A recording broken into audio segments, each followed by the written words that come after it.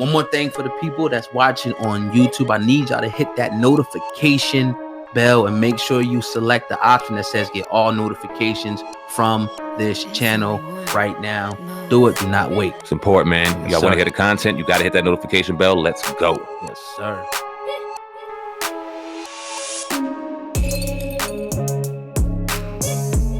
I'm kind of frustrated that Snoop was keeping his connections with the East through all that. They kind of wanted him just to jump and say, you know, fuck the East Coast and all that. And he was like, nah, I'm cool with this person and this person, you know, over there. But you know, again, man, I can't argue with this. I'm sure the people in the comments and the people that listen to the podcast like, nah, man, y'all full of shit, this, that, and the third, this person.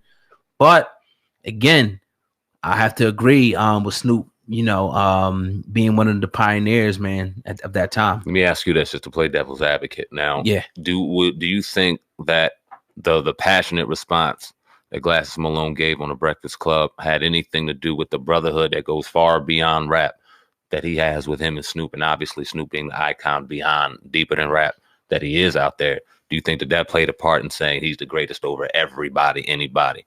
His resume speaks for itself, but do you think that played a part in how passionate he was about it? It's probably gonna be a little bit of bias, we know, because of the, you know, the affiliations and whatnot and in history. But you talk about the resume, let's put it up against, you know, anybody, and you could say, I mean, obviously you might maybe not record for record, but even that, like, hits over the years, he stayed relevant. He stayed doing all types of different things too, and you know, the football stuff on Netflix. People like, it's Uncle Snoop. Like, it's real talk. Kids know him. Snoop just want to fucking beat. My bad to cut you off. Good, yeah. Just want a BET award for a gospel album. That's what I'm saying. That just shows you how relevant he is still in pop culture, to be winning fucking BET awards in the gospel genre. Like, dude is an icon, man. Yeah. You definitely can't take anything, you know, away from that brother. But definitely a positive conversation there, and can't wait to get Glasses Malone on our podcast. It's going down. Definitely. It's going down. We got people with middlemen in place and relationships in place where that's going down. I found that out today via old guy. That's what's up. Yeah, no doubt, man. So shout out to Glasses Malone, man, and definitely always shout out to the Breakfast Club over there, man. I want to jump over here, man. Well, I found Kodak Black, Rick Ross clip. I'm going to talk about Rick Ross sat down with the Big Boys Neighborhood, and he spoke about 50 Cent. So I'm going to play that, and then 50 Cent responded, and then we're going to rap about this real quick. Here's Rick Ross talking about 50 Cent. Do you see that coming also with you and 50, or you feel like man, we not there, or I didn't instigate, I'm good? Honestly, I'm a businessman. If 50 Cent still had value, I may have been done it. But not being funny, homie just ain't, you know, he ain't that dude no more. We was riding through LA smoking the Hate It or Love It yesterday. Yes, sir. Hate It or Love It. The underground's on top. Yeah. We was saluting Cool and Dre. That's Miami, who did the production. Game, 50 Cent, that was dope. If he was still making music like that, of course, one of my dogs could hit me. Drake could hit me and say, Rose, I got 50 on the record. And if he was still dope like he was 8 years ago, Rose, lace that. Because I'm on fire. It don't matter who on the record. So that's Rick Ross, you know, speaking about 50 Cent. Now, 50 Cent automatically responded to this. I want to play his clip, and then we'll get discussion, SamAnt. I didn't instigate. I'm good. See this because it's new. Rick Ross in an interview was asked if he would ever do music with you, if he could put his beef aside, and he said he would if you had any more value, but you're not that guy anymore. That's what he said. Do you care? Does that make you feel any type of way? No. I don't know what his value is to music culture at this moment. Would you make music with him ever? I never made music with him. I don't have interest in making music with him. You watch guys, a lot of these guys, even when you make reference to music culture and stuff like that, they're one-trick ponies. So they're gonna be gone. I said, you in hip hop, they said, now what have you done? What have you done for me lately? Mm-hmm. Right? So they watch. You can get next to the guys that got momentum and try and survive based on that, but there's not a lot going on there. All right, so that's 50 Cent, SamAnt. You know, pretty much essentially both of them kind of taking shots at each other, saying almost the same thing about each other. Beef has been, 10, 15 years in the making right now. What are your thoughts on both of these guys' statements at each other, man? I rock with both of them. I rock with both their music. I rock with both of them as far as business. Yeah.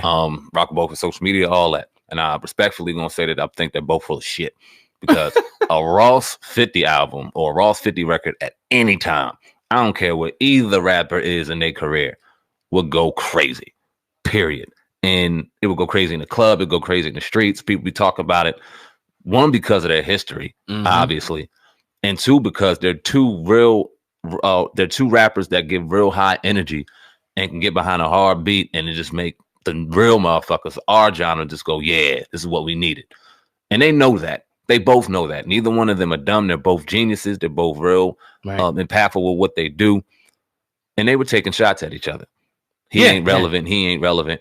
And I think it was respectful shots, because you've seen them both do worse. They both took the business shot approach when it came to talking about each other. Ross giving him a little bit of a compliment on Hated to Love It, the Underdogs on Top, dope record. And 50 taking the high road. I'll put it that way. What do you think, though?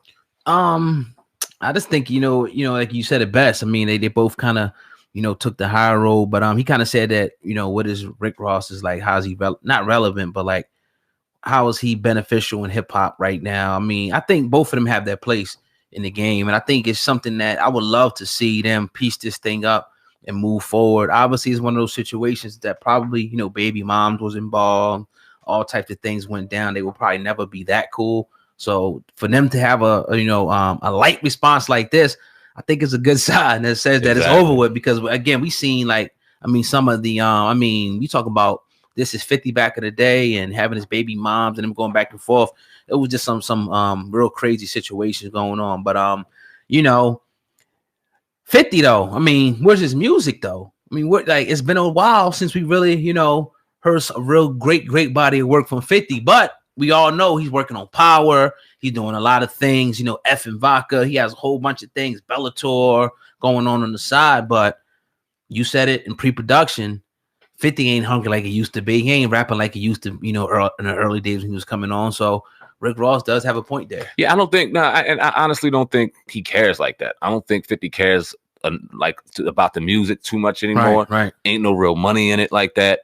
It's a lot of work that has to go behind it. Are you realistically about to go on a music tour when it comes to everything else you got going on? If the love ain't all the way there, because that's a grind that's involved. Yeah. And it's nothing wrong with him saying, nah, I'm on the other side right now. I got this going on. I got that going on. I know I could spit and get on a hot record and throw it on one of the productions I got going on and make some money off a soundtrack or something. I know I could do that, but put out a whole body and album and for what? If I don't got passion there. Rick Ross thinks a little different. He got business ventures and things going on, but he also still has a passion to create records, and he does a great job at creating records. I think that 50 was a little wrong in saying that he doesn't have his place in hip hop, or in the culture, but that's just also one of the knocks that Rick Ross has always gotten in the underrated stature that he puts on. I haven't heard a bad Rick Ross album ever, but I also was laughing at the fact that when he lied about being a CO and then came out back in the day, I got to chuckle off of that too. So right, definitely.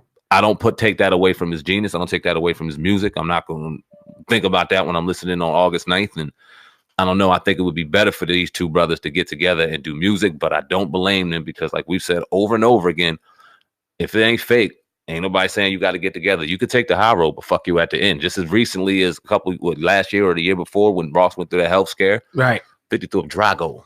You know what that means. Yeah. He went definitely, straight at him in that particular instance. But like I said, man, Rick Ross has been heavy. That interview, he covered a lot of things with Big Boy TV. And another thing that he spoke about was Kodak Black. So I'm gonna pull this clip up, SamAnt, and hopefully we're right here on it.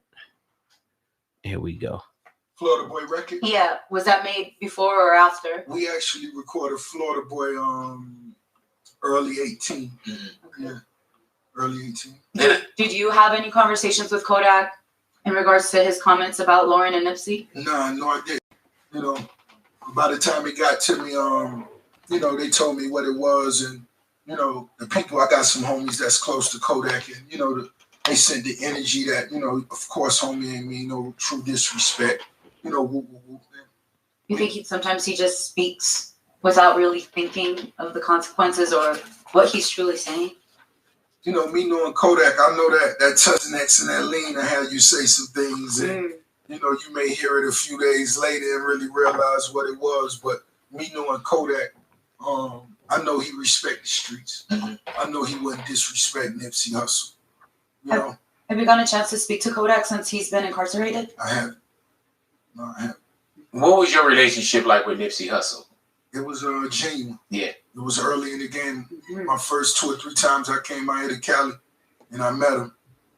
He was one of the first artists that I built a relationship with, him and another homie, Don Kennedy. Yeah. So I know the rest of the interview was on Big Boys TV. I want to play a quick excerpt from that saying, man, before I let you go all the way in to defend Kodak Black your boy and call him a kid for his comment, we talked about this a lot, and I think I brought this up on a few different occasions. I'm like, yo, a lot of these guys be high as hell. They could be off Molly, off E-pills, off lean, off whatever, and they get on the camera and they start saying all this crazy shit, and people thinking that it's them just being sober. Nah, and it's just once it's out there, the blogs get it, the websites get it, and it just goes where it goes. And that's, I wanted to make that point. Like, yo, a lot of these dudes are young.